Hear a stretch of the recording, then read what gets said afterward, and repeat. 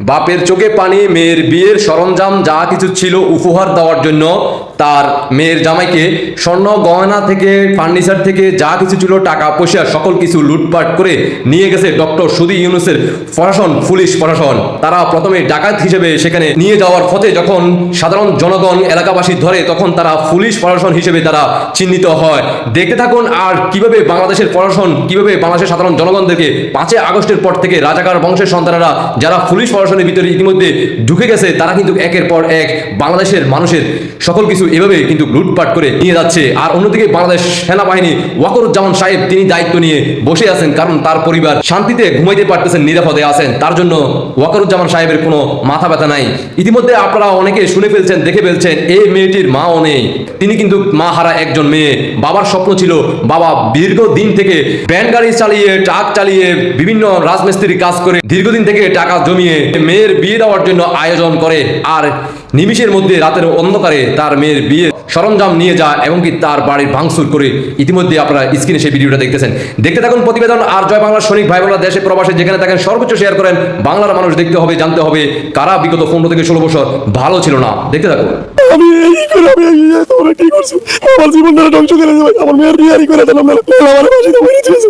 আমার কোনো পথ নেই। আমি 10টা টাকা দিয়ে বাজার করার এরকম ব্যবস্থা আমার কাছে নেই। সেই দেশে প্রশাসনের কাছে আমরা নিরাপদ না। প্রশাসন আমাদের বাড়ি ঘর ভাঙচুর করে লুট করে ভাই। আর মেয়ের বিয়ে 28 তারিখে আমি অনুষ্ঠান করতেছি, 800 মানুষের আয়োজন করছি। হঠাৎ করে কে বা কাটা রাতের আনুমানিক 12টা থেকে মানে 11টা 11:30 পর থেকে 12টার ভিতরে আর কি। আমরা 3 ভাইয়ের মাঝে 3টা ভাই, আমরা একজন বাসায় নাই। আমার বাসায় ছিল আমার মা, আমার বোন, আমার ছোট ভাইয়ের ওয়াইফ, আমার আরেক বোন, এই 4 জন মানুষ বাসায় ছিল। তো আমি এই মেয়েটা বিয়ে দিতেছি।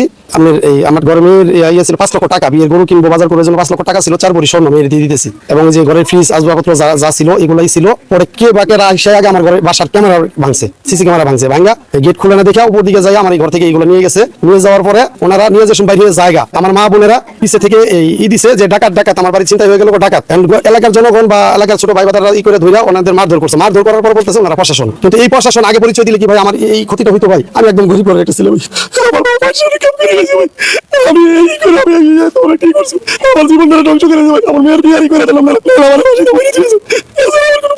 আমি 10টা টাকা দিয়ে বাজার করার এরকম ব্যবস্থা আমার কাছে নেই। যদি প্রশাসন হয়ে থাকে আমরা কোন দেশে বাস করি ভাই? সেই দেশে প্রশাসনের কাছে আমরা নিরাপদ না। প্রশাসন আমাদের বাড়ি ঘর ভাঙচুর করে লুট করে ভাই। এটাই আপনাদের কাছে আমার চাওয়ার ভাই। না ভাই, আমি এই মাদক জীবন আমি দেখি ভাই। মাদক কে কয়? যদি কোনো লোক এলাকার কোনো লোক বলতে পারে ছেলেটা একটা সিগারেট খাইছে আমি দেখছি, তাহলে আপনারা যে শাস্তি নেবেন তুমি দিন ভাই। 3 ভাইয়ের মাঝে 1 ভাই বাড়ি ছিলাম না, 3টা ভাইয়ের মাঝে 1টা ভাই বাড়ি ছিলাম না। বলতে চাই ছোট ভাই মারপেটের 10 ভাই থাকলে 10 ভাই 10 রকম থাকে। 10 ভাই তো এক কাজ করে খায় না ভাই। আমি ইট বালুর কি করছি, আমি রিক্সা চালাইছি ভাই। আমি ট্রাকে ভেলচা করছি, আমার হাত দেখলে এখন দেখলাম ট্রাক ড্রাইভারি করছি ভাই। করে আমার মেয়েটার মা নাই ভাই, খুব কষ্ট করে মেয়েটার পেশায় বসে তার কনস্টেবল সাইফুল ওনারা প্রথমে এসে আমাদের ঘরে 5 লাখ টাকা আর 4 ভরি স্বর্ণ নিয়ে চলে গেছে। আর আমাদের এই 2 বোন রে মনে করেন যা খারাপ ভাষায় কথা বলা লাগে এগুলো বলে গেছে। আমরা গেট খুলে নাই বিদায়, যে বাচ্চা কাচ্চার কারণে গেট 2টা খুলে নাই, যে গেট খুলে বাচ্চা ডরাইবো এই কারণে করে নাই। ওরা 2টা চর মারছে 2 বোনের, এই কথা বলছি বিদায়। পরবর্তীতে মনে করেন ওনারা চলে যাওয়া টাকা পয়সা নিয়ে আর দাঁড়ায় নাই, চলে গেছে। চলে যাওয়ার পরে কিছুক্ষণ পর আবার আসছে। আসার পর গেট বাইরেছে। আমরা আবার বলছি যে গেট বাইরে না, বাচ্চা কাচ্চা ভয় করে আপনারা চলে যান। আপনারা যদি কাউর জন্য আসেন, আসলে ওরা বাড়িতে কেউ নেই, আমরা মহিলা মানুষ, এখন গেট খুলবো না। আপনার যদি কিছু বলা থাকে তাহলে আপনারা সকালে এসে। তো ওনারা চলে গেছে। কিছুক্ষণ পরে শুনি রাস্তায় ডাকাত ডাকাত বলে কারো মারছে, আসলে জানি না তা। আমরা পরবর্তীতে ভয়ের কারণে আমার মতো চলে গেছি। যার পর সকালবেলা শুনি যে রাত্রেই খবর পাইছি যে প্রশাসন আইসা 10-12টা গুলি করছে। গুলি করে আমাদের এই বাড়ির ভিতরে আইসা আমার বাস্তির বিয়ের যত ফার্নিচার, 4টা ফ্রিজ, 2টা এলইডি বক্স আর খাট খুট যা আছে সব ভাঙচুর করে তারা চলে গেছে। সকালবেলা শুনি যে তারা প্রশাসনের লোক, সিভিলের ছিল। তারা পরিচয় দেয় যে আমরা পুলিশ, তারা সিভিলের ছিল। তারা কোনো কিছু বলেনি, শুধু গেট খুলেন গেট খুলেন। তারা মনে করেন ওনারা গেট আমরা খুলি না বিদায় ওই উপর দিয়ে আসছে সিভিল। ওনারা বাহিরের থেকে একটা ছেলে নিয়ে আসছিল, ওটা আমরা চিনি না। 40 বছর না পিছে বাসাটাই আমার। রাত্রে বেলা আমি আইছি ব্যবসা করি কাঁচামালের, আয়া ভাত খাইতাম বইছি, আত্মা দইছি ভাত কামো এমনি দেখি যে ঘরের মেয়েদের কে শব্দ হইতাছে আর সাইডে দেখ গুলির শব্দ কোনা যাইতাছে। দরজাটা খুললাম, খুললে দেখলাম যে ঘরের মেয়েদের অবস্থা কি জানি সমানে ভাঙতাছে। আর সাথে সাথে দেখি প্রশাসনের লোক বেশ আছে, পোশাক আছে, বলতে পারিতাছি না। আমার এই টাইমে মোবাইল ছিল না, উদাম চলে ছিল। দেখি প্রশাসনের লোক, প্রশাসনের লোক এই মোরা। আমি আবার ভিতরে গেছি, পুলিশের লোক। পরে দিয়ে আরো কয়েকটা লোক আছে সাথে, দেখলাম যে ঘরের মধ্যে অনেক কিছু লুটপাট ভাঙছে। বিয়ার মধ্যে স্যার টাকা যায়, আর আত্মীয় স্বজন মিললে অনুষ্ঠানটা বেটাতে দিব ভাত নাই। স্যার টাকা পয়সা গুলো নিয়ে গেছে, স্যার গয়না ফ্যান্সিং স্যার গয়না দিয়ে স্যার নিয়ে গেছে। এই ঘরের মধ্যে স্যার অনেক টাকা লাগাত অত্যাচার হয়েছে। ঘরটা প্রায় 2 ঘন্টা, 1-1.5 ঘন্টা না, প্রায় 2টা ঘন্টা লাগাত খালি ঘরের মধ্যে খালি বাইরে নিয়ে আর খালি এই অবস্থা, বুঝছেন স্যার? না এই জায়গায় তো স্যার মাদক ব্যবসায়িক তো থাকে না। মাদক ব্যবসায়িক বলতে গেলে স্যার ইয়ালা এই মহল্লা থাকে না। ভারতের ইন্ধনে বা ফ্যাসিস্টদের ইন্ধনে এই ঘটনাটা ঘটাচ্ছে। দেখলেন তো, যারা আন্দোলন করছিলেন জুলাই আন্দোলনের সময় আসমান জমিন কাঁপিয়ে, মানুষের আবেগ কাঁপিয়ে রাজপথে নামাতে বাধ্য করছিলেন, ওই সকল আমাদের মা বোনেরা কেন ঘুমিয়ে আছেন?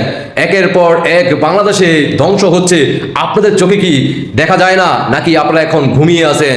আপনাদের ঘুম কখন ভাঙবে? লাল বাতি বন্ধ করে একের পর এক এনজয় করতেছেন, বিভিন্ন রিসোর্টে দেশে বিদেশে গিয়ে আপনারা এনজয় নিয়ে ব্যস্ত আছেন, কিন্তু আপনারা 5ই আগস্টের পর থেকে কোনো দৃশ্য কি আপনাদের চোখে পড়ে না? আপনাদেরকে আবারও দেখতে চায় বাংলাদেশের আমাদের মা বোনেরা রাজপথে নেমে আসার জন্য। আপনাদের ডাকে আবারও বাংলাদেশের মানুষ রাজপথে নামতে চায়। দয়া করে একটু রাজপথে নেমে আসুন, আসমান জমিন কাঁপিয়ে মানুষদেরকে আবারও রাজপথে নেমে আসার জন্য বাধ্য করুন। বাংলাদেশের দুর্দিনে যদি সবাইকে বাঁচতে হয়, তাহলে সবাইকে দৃষ্টি আকর্ষণ করে বলবো, সবাই সবার জায়গা থেকে রুখে দাঁড়ান, গর্জে উঠুন। এই বাংলাদেশকে রাজাকার মুক্ত করার জন্য যার যার অবস্থান থেকে যার যা কিছু আছে তাই নিয়ে ডিসেম্বর মাসে আন্দোলন সংগ্রাম করে ঢাকামুখী হওয়ার জন্য সবাই প্রস্তুতি গ্রহণ করুন। ডিসেম্বর মাসে ঢাকা ঘেরাও করার জন্য যার যার অবস্থান থেকে 5ই আগস্টের পর থেকে যারাই ক্ষতিগ্রস্ত হয়েছেন সবাই দৃষ্টি আকর্ষণ করে বলতে চাই, সবাই রুখে দাঁড়ান, গর্জে উঠুন, ঢাকা ঘেরাও করুন, ডক্টর সুধী ইউনূসকে রাজবন্দী করুন, আর এই বাংলাদেশকে রাজাকার মুক্ত করে নিজেকে স্বাধীনভাবে বাঁচার জন্য অধিকার আদায় করুন। আশা করি বুঝতে পারছেন। আপনাদের ব্যক্তিগত মতামত অবশ্যই কমেন্টে জানিয়ে দেবেন। আল্লাহ হাফেজ।